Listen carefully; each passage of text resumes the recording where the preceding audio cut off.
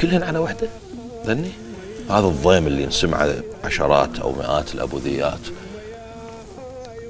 يعني هو سؤال شخصي يعني، بس انا امون عليك ويمون الا ما انت تمون عليها كلها. 80% تقريبا 75% عليهن، وال30% على ضيمي منهن. اي يعني منك وعليك.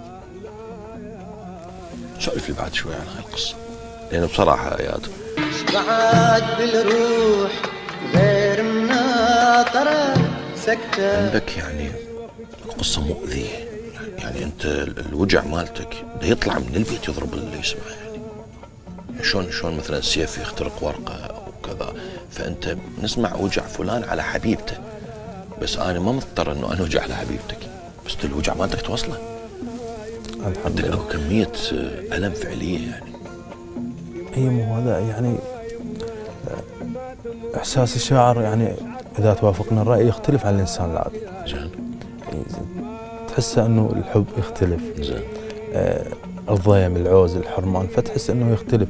اذا مو من عنده من الناس اللي تسولف له فهو هم يتاذى، وبالتالي انه الشاعر على قولتك يشوف بثلاث عيون، مو اي فيختلف. زين. فانا من النوع اللي ما اسولف، اكتم. تكتب، لكن الابيات تكتم وتكتب.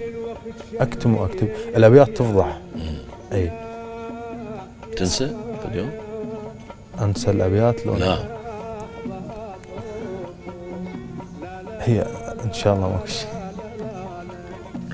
هذا اشياء ما اضيع ابو معنى. يعني حتى إذا تنزل آية انتهت. انتهت من كون تلزل بيك لو ياها ردك لا تجو يا العيد. لو يا لانك بالخواصر عفت لويه الهدم لو طخني هيضا علي.